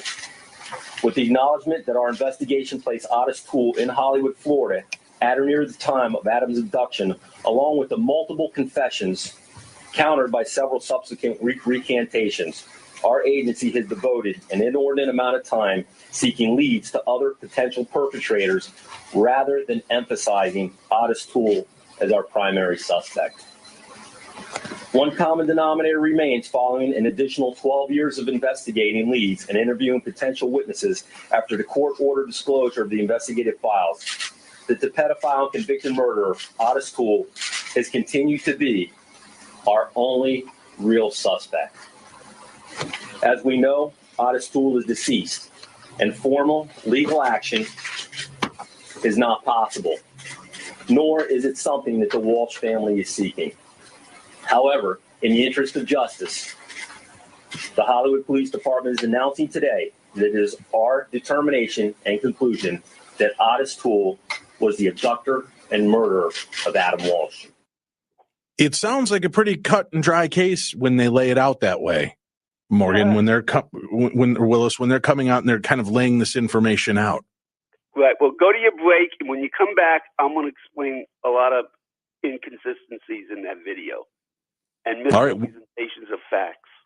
We'll do that. We're talking tonight on Coast to Coast AM about the short life and abduction and death of Adam Walsh, and how the perpetrator that they have pinned this on, Otis Toole, most likely is not the killer and abductor in this story, when it certainly appears that there was another.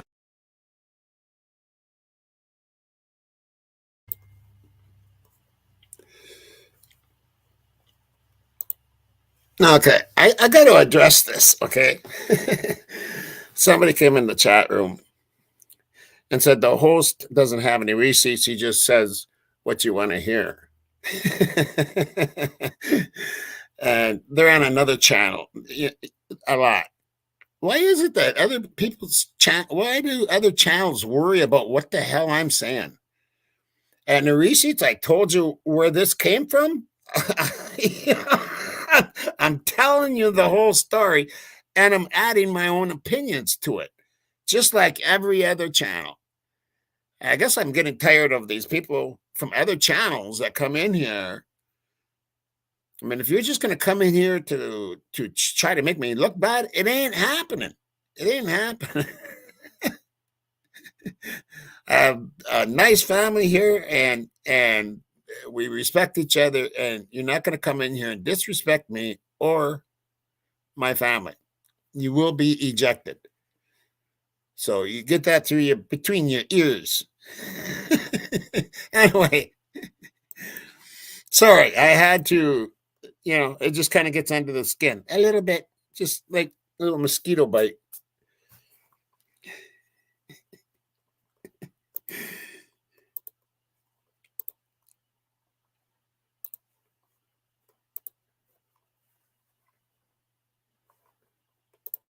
Active serial killer in the area at the same time.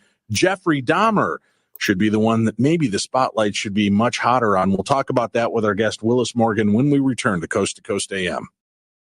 Thank you for joining me this evening on Coast AM. I am Dave Schrader. I'm the host of Darkness Radio, and you can hear me 5 nights a week, Monday through Friday, 9 p.m. to midnight Central Time at darknessradio.com, based out of the Minneapolis Twin Cities area on AM 1130, the Twin Cities News Talk station.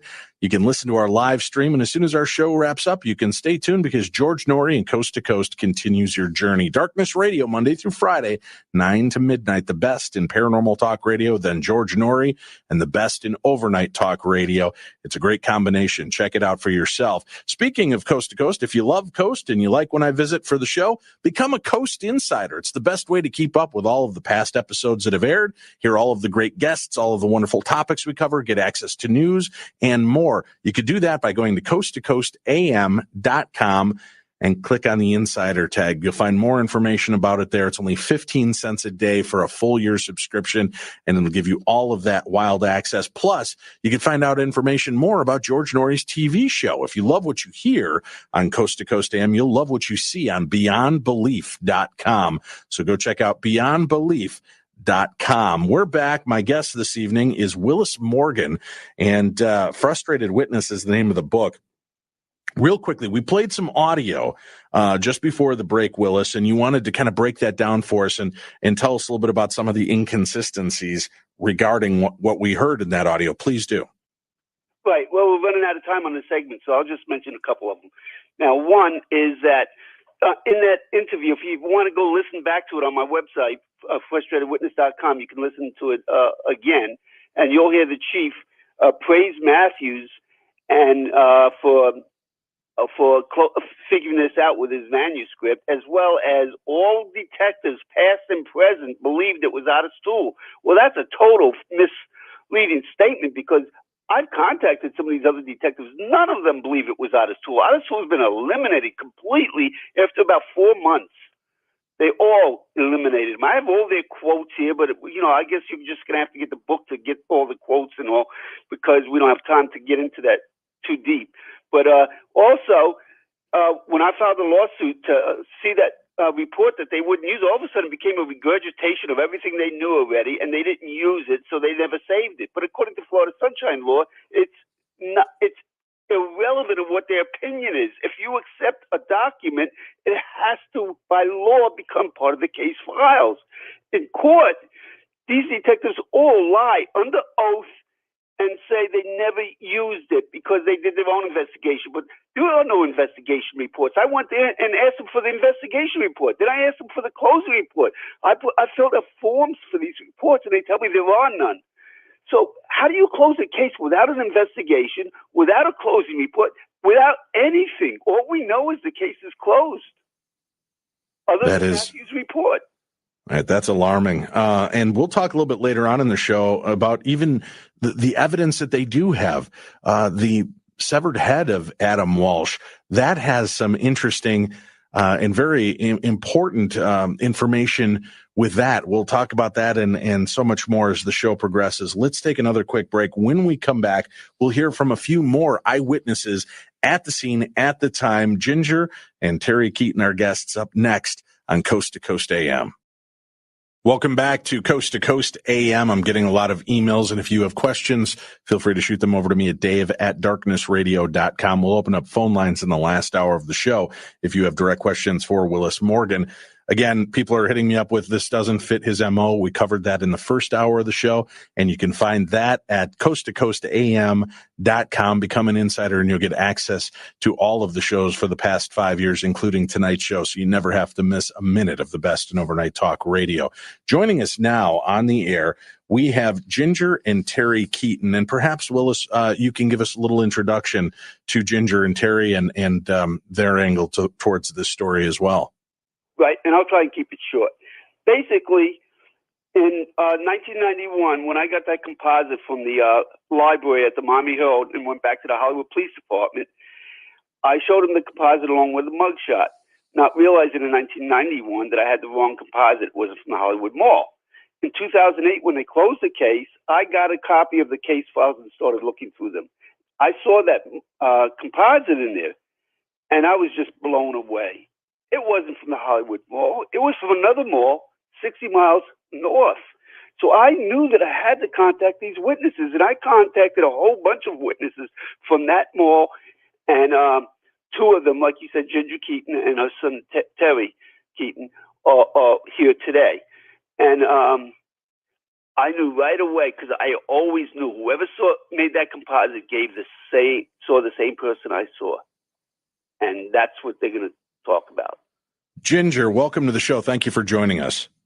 Thank you. Talk to me about your recollection of that time, and let me know what you actually witnessed for yourself.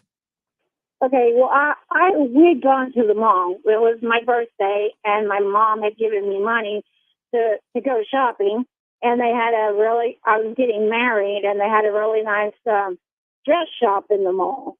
So I thought, okay, well, we'll go in there. So I went in there, and we ended up going back to Sears. And Terry said, well, I'll just play video games while you're trying clothes on. I said, okay, that'd be good. So, I don't know, maybe 10 minutes later, he came to the dressing room, and he said, Mom, there's this guy out here. He's looking at me really funny. And I said, well, he's probably just a security guard, just watching to make sure you don't steal anything.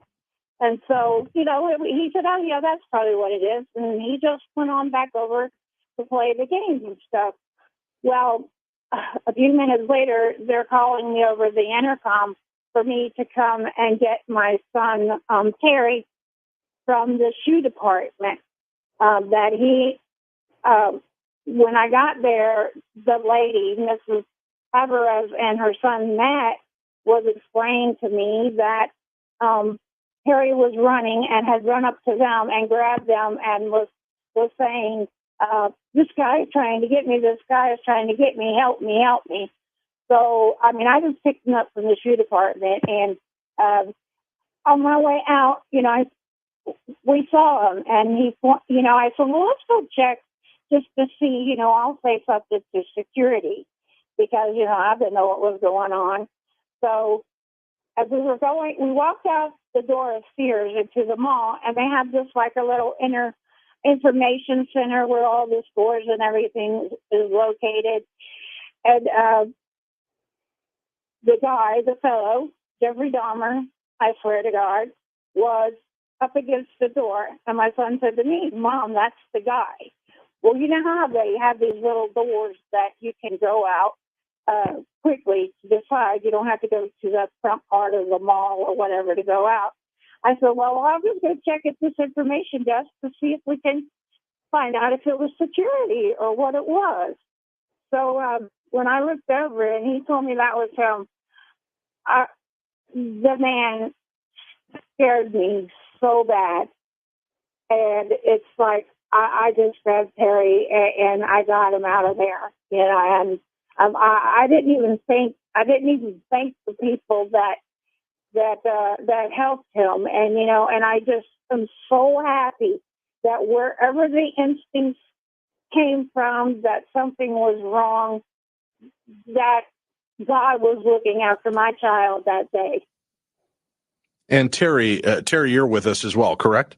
Yeah, I'm here. When you look back at that, Terry, how clear is your memory of that moment and the instance that was going on? Well, I will say, for one, I was 10. It was a long time ago. But since it was such a, pretty traumatic event for me, I think I remember, quite a bit of the story. Our stories, my mom and mine, are maybe a little different in some ways, but for me, I mean, when I went back to like the sporting goods area, and I was looking at some fishing stuff, and he walked up to me and he started looking around. So right away, I got this weird, vibe from the guy, and I was like, man, this guy's a little weird. So I thought in my mind, if I talk to him, I'll feel a little bit better about this situation. And so I was like, hey, what kind of lure is that? And he just kept looking around. So I took off running. Right then I was like, something's wrong. This guy ain't talking to me. He's ignoring me. So I ran to the center checkout, which is where I first encountered the lady and her son. And I was crying, and he was looking at me through the suitcases. You could only see like a part of his face, and I was like, that guy right there is after me. And I was crying, and so the lady was like, is your mom in the store? I said, yeah, she's right over there. She said, well, I'll take you to her. So we get back to my mom, and she's like, well, because I was alone, and he's like probably security or something. So I calmed down, everything was okay. And then a little bit later, I think she went to the dressing room, and I kind of snuck off and went back, and he came up after me again. And I believe what happened that time was I ran to to that same lady, because there wasn't many people in the store. And that's when she seen him too, apparently. And he stopped coming after me and, turned around and kind of walked off pretty fast. And I went back to my mom, well, they called security and all that, and everybody came, my mom, and they're like, so my mom comes, and they pretty much said,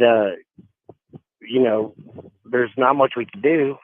Well, we was walking out to the front. I actually told my mom, I was like, hey, there he is, when we were walking out. And she went to talk to him, and he looked over at her, and he just gave her a look that was just, it was pretty scary apparently. And she said, hey, we got to get out of here. So we just left. The next day, my friend called me and said, hey, you were on the news, that was reported last night, whatever happened. And, I talked to the detectives, and they pretty much said there wasn't much they could do about it in general, because he didn't really touch me. And there wasn't a whole lot of investigating after that. They pretty much said it was a security guard, which was never really confirmed, And then years later, when I seen Dahmer's picture, I looked at my mom, I was like, wow. I said, that really looks like the guy. And she's like, yeah, it's pretty close. And we just kind of laughed about it because, it was Jeffrey Dahmer for one. And that was pretty much it. And then we kind of just forgot about it. And then a little while later, a couple years later, Willis contacts me and says, hey, as a matter of fact, Jeffrey Dahmer was in your neighborhood. So, it kind of pretty much at that point all made sense that's, and most likely that's who it was. So that's pretty much how it went. That's got to be chilling now, especially to look back and know what we know about Jeffrey Dahmer, and to realize that you were confronted, you were face to face with this man, and Adam's story very well could have been your story. Yeah, it pretty much gives me goosebumps when I think about it. I mean, it was a really frightening day in my life. I mean, that whole night, I was up. I stayed up most of the night wondering, did this guy follow us home? And I was pretty shook up. Well, understandably. One of the little boys, one of Terry's friends at that time, like if something happens like that to you, you always tell your friends, So he had actually seen on the news that Adam Walsh had been kidnapped, and he had been kidnapped from a Sears store. And they knew that there was a young boy named Terry, and his mother was at the Twin Mall, and that they saw him. And Mrs. Matt and his mother had called the police station also, and they said, if anyone knows of this boy named Terry that was at the mall on that day, could they please call the Hollywood Police Department? Well, I called down there to the police department. I'm not positive who I talked to, but I just said I was the mom, and I hear that you were looking for Terry, Keaton, a little boy from the Twin City Mall where Sears was. Well, that's my son. Well, they said, well, we don't want to talk to you. We want to talk to him. And so that was pretty much it until, then we never talked anymore about it. And then on the news, when they showed that Jeffrey Dahmer was beat up in prison and he died, Terry and I, we were just sitting in the living room and watching the news. And when they showed Dahmer, Terry just stood up and just started screaming, "That's the guy, Mom. That's the guy. Look at him. That's the guy." So, I mean, and if they would have called us in when Averis went down there and gave the mugshot, if they would have called us to come down there, we would have identified Jeffrey Dahmer 100% with their composite. Have you ever reached out to the police department now to tell them that this is what happened to you at that time and this is the man that you encountered? I really have not. I really only talked to Willis, and it just, I don't know. I just have not reached out about it now. But I think, I think the Walsh should know that Otis Toole was not the person that killed and abducted Adam. That it was Jeffrey Dahmer, 100% on my life, my heart, my soul, and my God. That is the person that did it. And I feel like if they would have, or if we would have even known more, like I said, we just right. are. And, but they wanted to talk to Terry. No, he's a 10-year-old boy, but actions along the way since then has proved that it was Dahmer, without a doubt. Fascinating. I appreciate you both joining us this evening. Before we let them go, Willis, was there anything else you wanted them to bring up in the last few minutes we have together with them? Well, I'm hoping they will also hang in there, maybe, to take calls on the open lines, but, that's up to them. But also I want to say about the blue van. Ginger told me there was a blue van parked in the fire lane. When they went into the Sears, they didn't think much of it, her and Terry, until after Adam was abducted. And then they remembered the blue van, and they were thinking that, could that be, something related? Because it was inappropriately parked right there, just like the Adam Walsh case, where a blue van, many witnesses saw it parked in the fire lane right next to the garden entrance. Now, also some of the other similarities between Mia's incident and Reve Walsh, bringing her son to the Hollywood Mall Sears. Both of these incidents were on Monday, okay? Ginger was July 13th, Adam July 27th, 2 weeks before Adam. The same time of day in the Sears. It started in the toy department, and then it went over to the fishing aisle in that case. Also, Barry Culverton is the one in the shoe department who paged Ginger. I talked to him, and he said he'd never seen the incident, but when Jane Hoover has brought Terry to the shoe department to page, which was the nearest apartment that had somebody there that could page Terry's mother, he said that kid was mortified.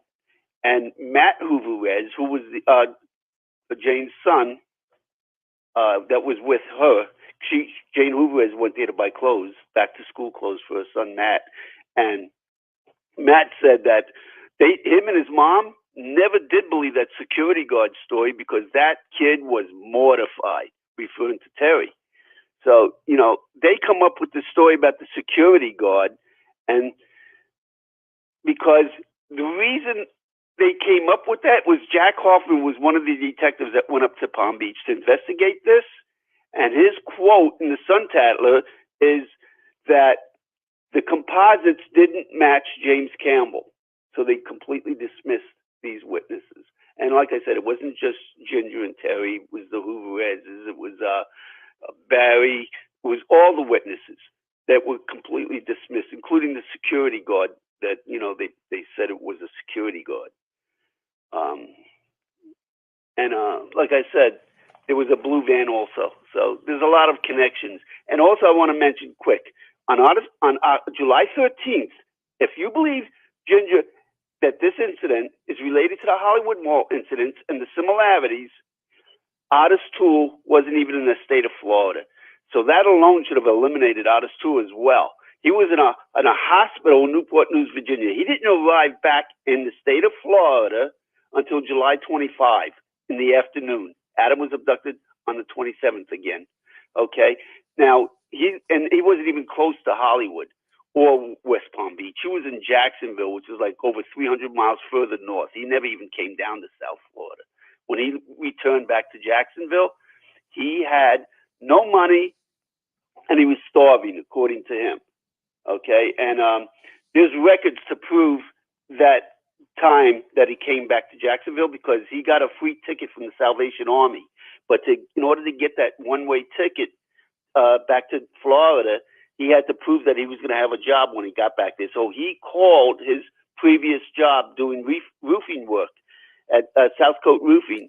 And, all right, we need to take a break, Willis. We'll come back. We'll continue with this. Thank you to Ginger and Terry Keaton. Perhaps you can join us in the last hour of the show for open phone lines. Stay tuned. We'll continue talking about the Adam Walsh case and hear from another eyewitness on Coast to Coast AM.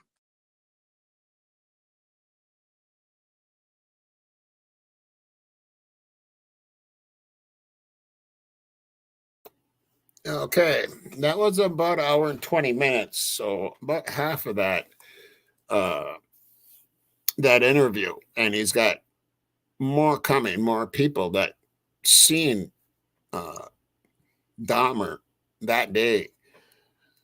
I just think it's really crazy. I just think it's totally nuts. 1981, and Dahmer's just a young guy. And he just happens to be 20 minutes. And he's spotted by people that recognize his face 10 years later, saying that's the dude. I mean, how much more coincidental can you get? And what happened to Adam fits the MO. But what gets to me is, why isn't Mr. Walsh, why hasn't he done a show on this? Or, you know what I'm saying? I'm not sure about why he's doing that. So we'll delve into this again. Probably tomorrow night we'll do the other half, and I have some other stuff on this. And then maybe by tomorrow we'll know when Mr. Willis is going to be on the show. Because from what everything I've heard, that he wants to come on. So, and that'll be lined up, I hope, by Thursday or the weekend, or it might have to be next week. I don't know yet, but we will find out. We will know, and hopefully by tomorrow. So anyway, I hope you enjoyed this interview, and we will finish up this case and our ideas on it. And then we're going to get your opinions on it too, because I really do care about what your opinions on it. And I've been reading all along here what's going on out there. So yeah, we will get more into that also in the next show. So let me get this squared away and all these screens out of there and all that. Those young pictures of Dahmer kind of surprised me. I didn't think he would have that round of a face, back then. He was kind of chunky, a little bit chunky, and I didn't think he would be that. No, that's a bad joke. Don't say it, Jude. Anyway, that's probably it for the show tonight, everybody. And I'm hoping to be on tomorrow night and Tuesday night. And we're going to try to keep the ball rolling if we can. I will take days off here and there. This coming summer, I might not be quite as on as much because, of course, I'm going to have family around and doing fishing and all that. In Minnesota, you really summers are special. No doubt about it. So, anyway, my subs are my heart and my mods are my soul. And until next time, rock and roll. Tommy out. Love you.